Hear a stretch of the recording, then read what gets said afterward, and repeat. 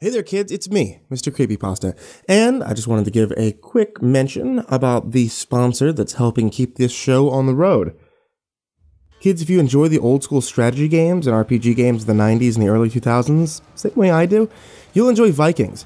The game's not only about clan battles, nation versus nation combat is making this game truly outstanding, and the opportunity to choose your own playstyle makes Vikings incredibly unique. You know how to manage people? Be a clan leader, reign over your empire.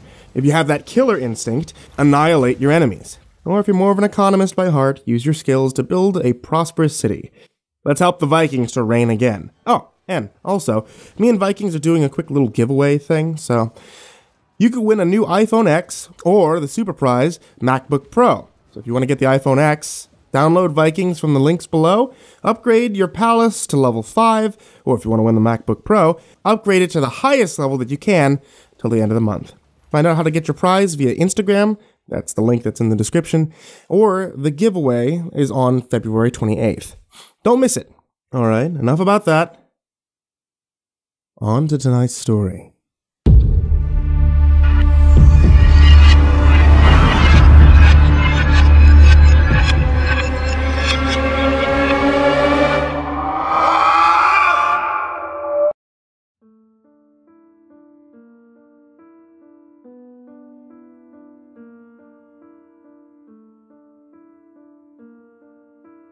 On top of Mount Czar in southern Poland stands a naked tree. The unique thing about this tree is that it is without leaves throughout the year. It's not dead either, as previous tests have shown that it is aging and it's around the 200-year-old mark. Whilst I was in Poland, I've decided to check out this tree. You see, I'm a botanist, and this phenomenon most certainly interested me. I ended up doing some private research around this mountain, and it turns out that there is some kind of bunker under the mountain. My little expedition ended up turning into an archaeological discovery. It turns out this bunker is actually a former Nazi facility, and according to the archaeologists working on that site, something unpleasant happened inside the facility. I've been told there are many skeletons inside, some with wood stuck between the bones. They also found some sort of diary in this bunker. It was mostly written in German, but there is a short passage in Russian as well. I've asked for a translation of the text out of pure interest, and when I received the facts containing the text, I was a bit perplexed by content. It details some experiment, the point of which is to gain the ability to accelerated regeneration. I am not sure if it is an authentic diary or just an elaborate hoax by some local, seeing as how the contents details something highly unlikely, even today, let alone over 70 years ago. My colleagues back home and family are skeptical, even more skeptical than me. But I'd still like to share this with you people. Perhaps some of you might be familiar with a similar text or content. It's also important I note that most of the text in the file was undecipherable, and I have only a translation of a fraction of the content. So please, bear with me.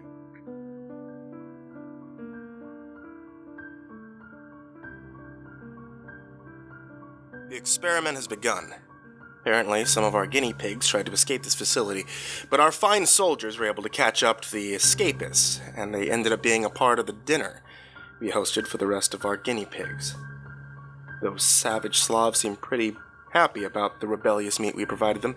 Anyhow, tomorrow morning, we inject them with a serum and hope for the best. My colleagues here estimate the majority of them won't survive. There are some who even believe this experiment will not work.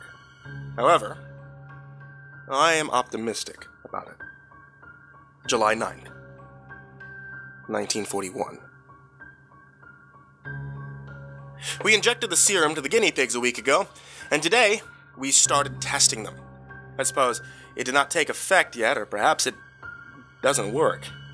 Seeing how every time we had a soldier wound a Slav, his body would not fix itself. I'm still optimistic, however. We just need to give the issue more time. September 14th, 1941. It's been a month since I've last written in this. Work is in abundance, and time is scarce. Still, no positive effects for the serum. Subjects, however, began to get ill, and a few have already died after having flu-like symptoms. We're making sure the subjects are kept in the best conditions possible to avoid any kind of minuscule pandemic that might attack our subjects. I've been told today that Herr Himmler wants us to stay in the facility until the completion of this experiment, trapping us here with these low-life Slavs and bored soldiers. Not what I had been hoping for when I signed up for this. I'll update later. Once more, work is calling. October 14th, 1941. More dead. Still no results. Soldiers have gone completely insane. Started killing the subjects. We lost 4 subjects. An Aryan soldier should not be used as a guard dog. Still needs to kill and slaughter an enemies for the Reich. October 29th, 1941. Still no progress. We keep losing subjects to either disease or the serum. We managed to keep the soldiers at bay, but letting them leave the facility in pairs at a time. It's been 5 months since we've started this experiment, and all we have is a pile of useless, decaying corpses. I'm well aware that this is an important experiment, but I've already lost faith in this. I think someone needs to report to the highest ranks that we are achieving nothing here but the waste of valuable manpower that could be used on either of our fronts. On a brighter note, the causes of death amongst the subjects now vary and are sometimes extremely excruciating. It brings joy to my heart to know that these dogs end up dying in unimaginable agony. Common causes of death now: rupture of the bowels, which leads to the dogs vomiting their shit, bleeding to death through the facial orifices, or gradual, complete paralysis over the course of a few days. It makes our nights sleepless sometimes, as these pigs tend to scream for help or something of the sort whenever these things happen.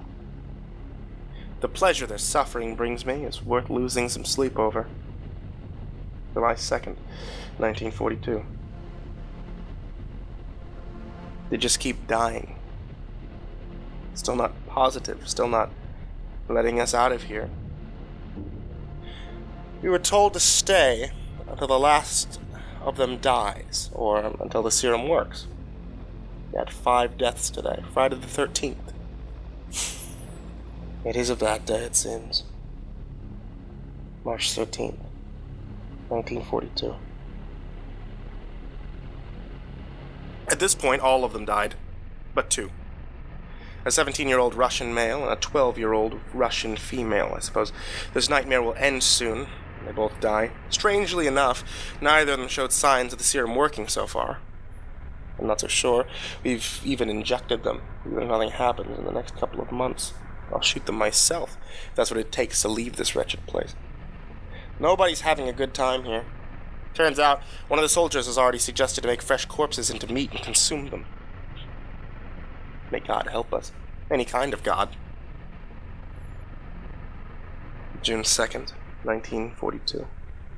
Finally! Success! The male one showed signs of accelerated regeneration. At first, he was having a bad fever, and his heart eventually seemed to have stopped after 3 days of boiling inside of his chest. But then, he surprised us all when he gasped for air a few minutes after we had announced him dead. We were already carrying his body to the room in which we piled all the other corpses, and then he just straightened his body upward from the stretcher. One of the soldiers was surprised so much by the occurrence that he shot the subject in the stomach. The Russian dog, he yelled in pain, jerked his body backwards, and the stretcher was dropped onto the floor. The soldiers were about to spray the subject with bullets, but then one of them noticed a bullet just roll from underneath the subject. Oh, we have to run more tests. July 17th, 1942. We've been testing the subject all week long. He seems to be healing from everything we do to him. Slash wounds, cut wounds, bullet wounds, even a severed arm. He reattached it. One of the soldiers asked to fight the subject, to test the limits of his accelerated healing, and the same soldier ended up dying from cardiac arrest. Seems like he was too excited to kill a nigh immortal being. I wonder what we'll do with him now. More tests need to be done on him, and the other subject, she still doesn't show any signs. July 24th, 1942.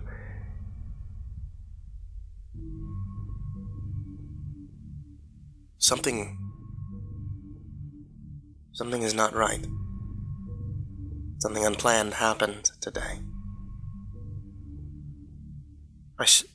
I'll start from the beginning. Apparently the male Russian subject, the Russian hog, he was screaming since dawn in his cell.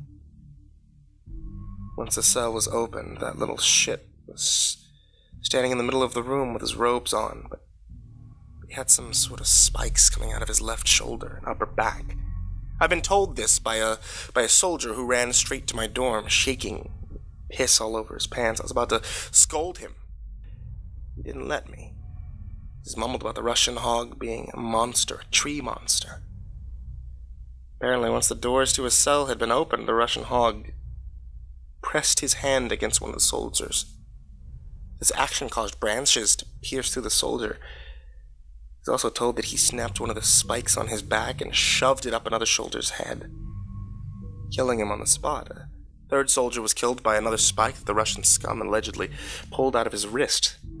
This time, however, once the spike was lodged in the soldier's body, the Russian motioned with his hand, and it expanded into multiple branches. I was taken aback by this.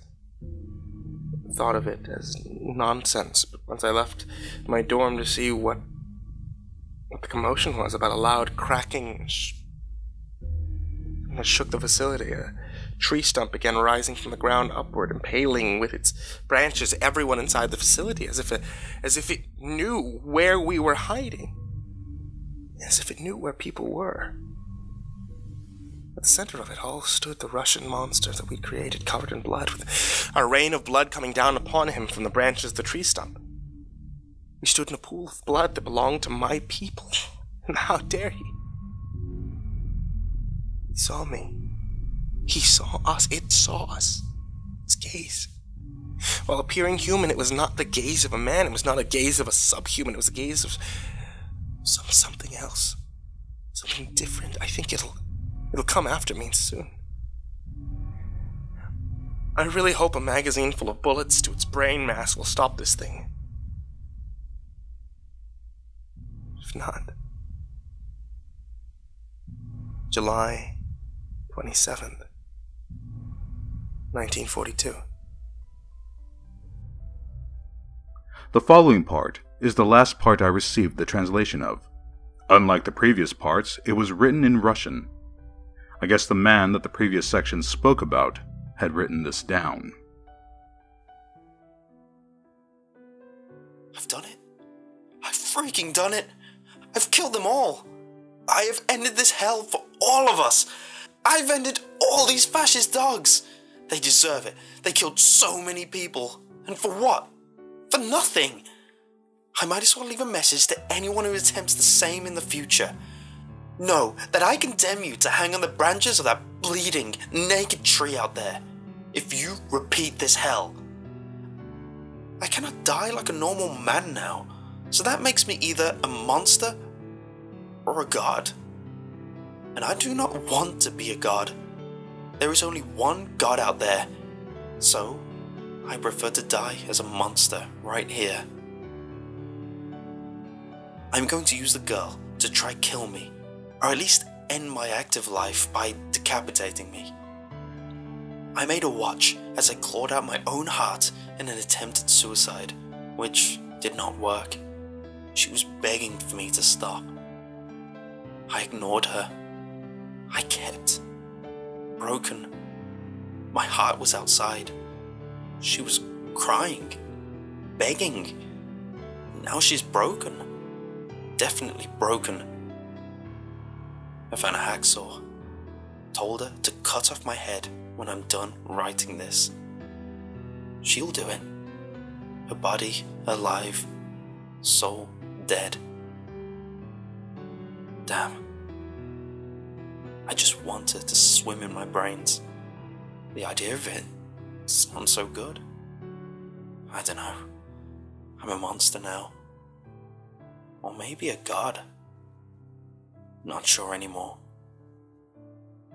It's time to turn a little girl into a broken murderer. Damn. That naked tree covered in blood looks so good. Hack my neck like you would a tree.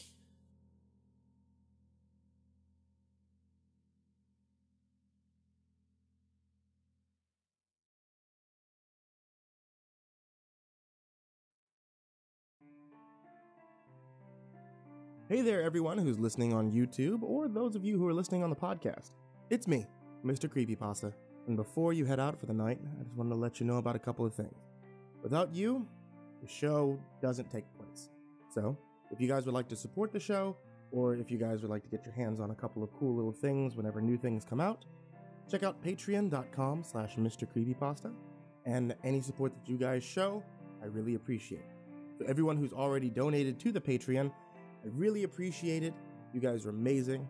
I thank you so much for that. If you guys are looking for more CreepyPasta Storytime, there's a new video that's uploaded to this channel or uploaded to the podcast every Tuesday, Thursday, Saturday, and Sunday now. You can be able to get more from me at facebook.com/MrCreepyPasta or on Twitter at MrCreepyPasta and then the number 0. Thanks so much for listening, kids, and for your support. And sweet dreams.